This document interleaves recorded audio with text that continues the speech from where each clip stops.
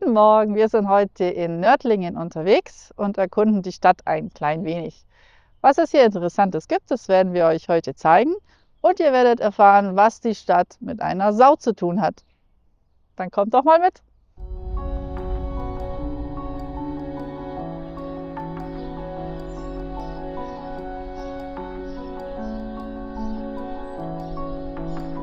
Nördlingen ist tatsächlich eine Stadt mit sehr viel Geschichte. Sie liegt im Nördlinger Ries im Einschlagkrater eines Meteoriten, der vor 14,7 Millionen Jahren in die Alp einschlug. Erstmals urkundlich erwähnt wurde die Stadt im Jahre 898. Bis 1802 war sie eine selbstständige Reichsstadt im Heiligen Römischen Reich und sie war auch vom Mittelalter bis in die frühe Neuzeit ein bedeutender Handelsplatz.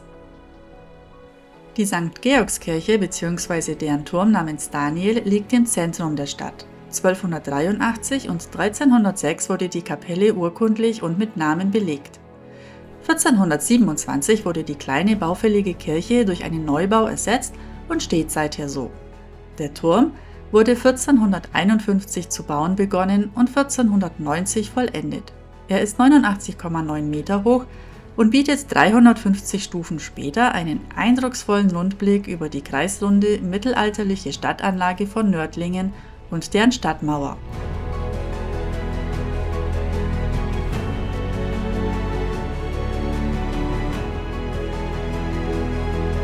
Den Namen Daniel hat er seiner Höhe zu verdanken, den man ihm im 19. Jahrhundert gab, angelehnt an einen Bibelvers im Buch Daniel, in dem es heißt: Und der König erhöhte Daniel und machte ihn zum Fürsten über die ganze Landschaft.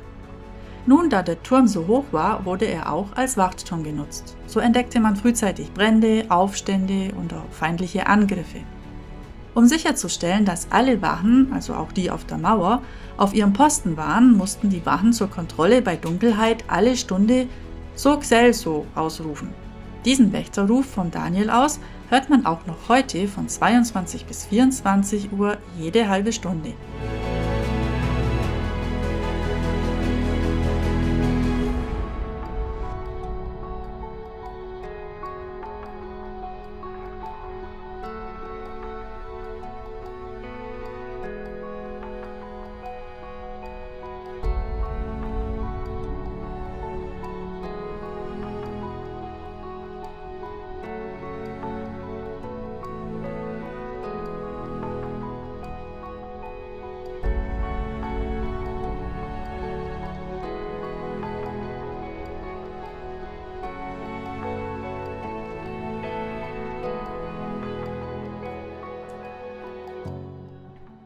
Als die Bürger beschließen, 1427 die kleine baufällige Kirche durch einen Neubau zu ersetzen, entsteht daraus die heutige St. Georgskirche.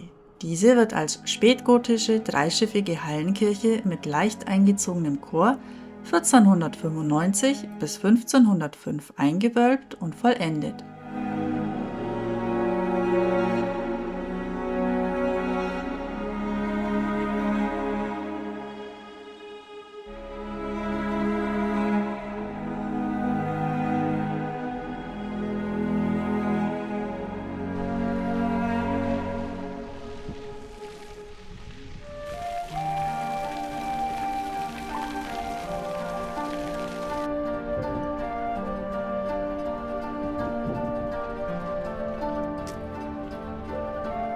Die Lederer oder Gerber zählten zu den größten und ältesten Handwerksgruppen in Nördlingen.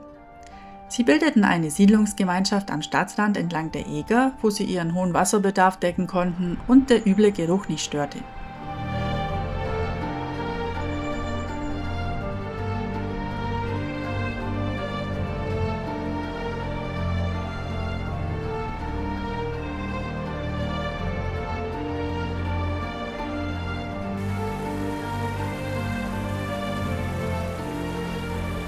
Im Gerberviertel hatte jeder Gerbermeister Werkstatt und Wohnung in einem Haus.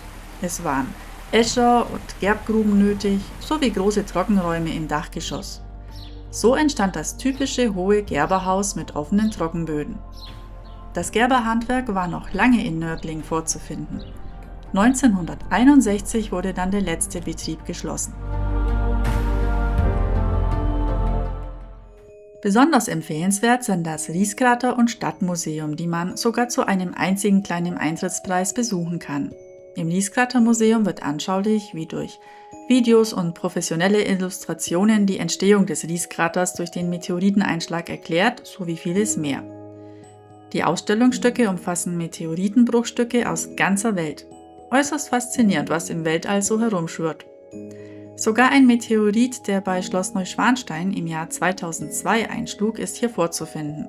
Es ist wirklich sehr interessant.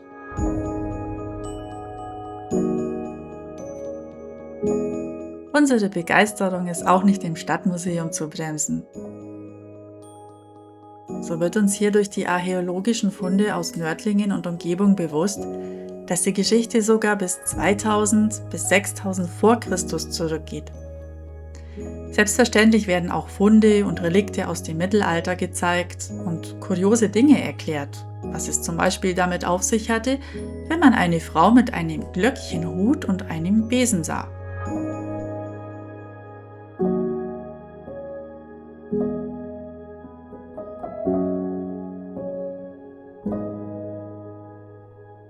Auch hier finden wir Hörspiele und Nachstellungen von Schlachten, sodass die Geschichte richtig lebendig wird. Man gibt sich in beiden Museen sehr viel Mühe, alles ansprechend und interessant zu gestalten, und das ist wirklich definitiv so. Der Besuch dort ist ein Muss.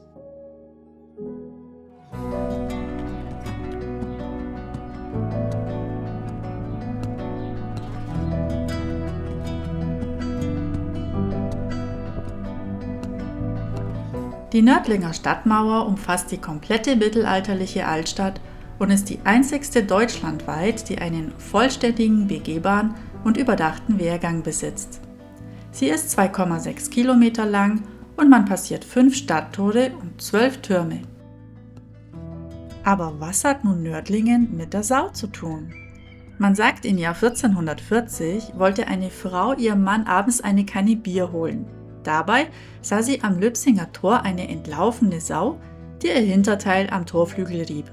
So entdeckte die Frau, dass das Tor nicht fest verschlossen war. Empört rief sie den Wächtern zu: "So gsell so!" Diese gestanden vom Oettinger Grafen bestochen worden zu sein, in der Nacht das Tor nur angelehnt zu lassen, damit er mit seiner Schar die Stadt erobern könne. So hat er eine Sau Nördlingen gerettet. Ob es so war, wer weiß. Aber belegt ist, dass 1440 2 Torwächter wegen Verrats hingerichtet wurden.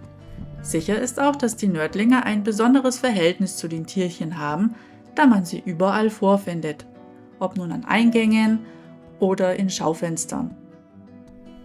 Und wie bereits erwähnt, dieser Ausruf "So gsell so", der wird eben heute noch vom Turm Daniel ausgerufen.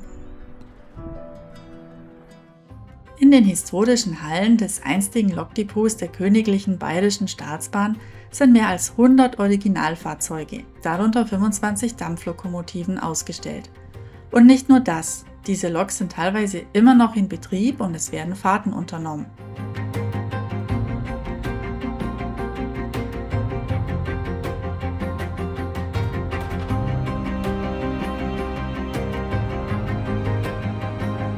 Diese Dampflok zum Beispiel ist von 1918 und wurde heuer, 2025, am 1. Mai das letzte Mal im Originalzustand gefahren.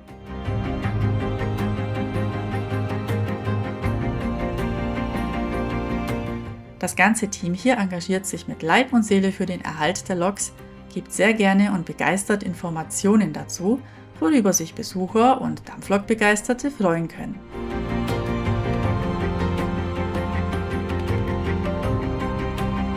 Es gibt in Nördlingen sicher noch mehr zu erforschen, aber dies sind die Highlights, die jeder gesehen haben sollte.